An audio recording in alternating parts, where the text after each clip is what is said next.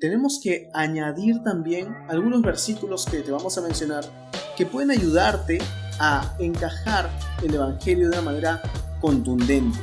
Por ejemplo, puedes utilizar Juan capítulo 11, versículos 25 y 26, que dice: Entonces Jesús dijo: Yo soy la resurrección y la vida. El que cree en mí vivirá, aunque muera. Y todo el que vive y cree en mí no morirá jamás. Entonces, Jesús ahí mismo se está declarando como alguien sobrenatural y está declarando que a través de la fe en Él podemos tener una vida eterna. Otro segundo versículo es 1 de Pedro, capítulo 1, versículo 3. Alabado sea Dios, Padre de nuestro Señor Jesucristo, por su gran misericordia. Nos ha hecho nacer de nuevo mediante la resurrección de Jesucristo, para que tengamos una esperanza viva. El tercer versículo es Juan capítulo 10, versículo 18, que dice, y es el más poderoso, ¿verdad, Axel? Jesús dijo: Nadie puede quitarme la vida, sino que yo la entrego voluntariamente en sacrificio, pues tengo la autoridad para entregarla cuando quiera y también para volverla a tomar. Esto es lo que ordenó mi Padre.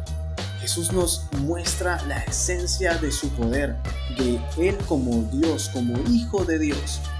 Y Él nos dice, no es que nosotros matamos a Jesús y humanamente le quitamos la vida, sino que Él, siendo Hijo de Dios, Él se entregó por nosotros. Él dio su vida, porque Él tiene la autoridad para darla y quitarla. Y eso es lo que ha hecho. Dio su vida y después la volvió a tomar. Y por eso resucitó. Pero este último versículo que quiero analizar contigo tiene una implicancia histórica muy interesante. Axel, ¿cuál es?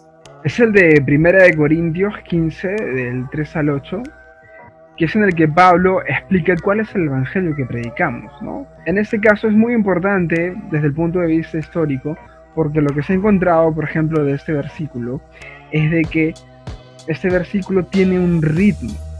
El tipo de ritmo que se solía usar en aquellas épocas cuando se quería transmitir una enseñanza que debía ser memorizada tal cual, ¿no? De generación en generación.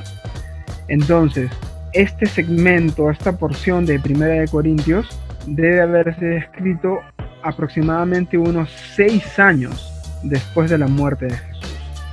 Los testimonios más favorables dicen que debe haber sido escrito unos 2 años después de la muerte de Jesús.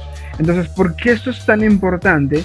Porque una de las cosas que más se suele decir es que los discípulos habrían inventado la idea de que Jesús habría resucitado, de que Jesús tenía cosas divinas o cosas por el estilo, ¿no? De hecho, una de las cosas que probablemente van a ver mayormente en internet es decir que todo eso se inventó en el concilio de Nicea, ¿no? De unos 300 años después.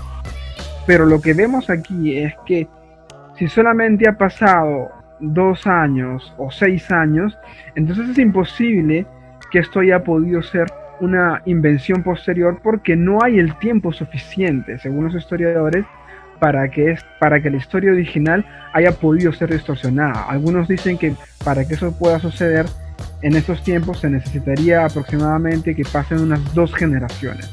Y por el tiempo de 2 a 6 años, o sea, no tendríamos ni siquiera una generación en realidad. Por lo cual, esto le da mucho más fuerza a que efectivamente estos hechos habrían sucedido como tal, ¿no? Y por ende la resurrección también sería real.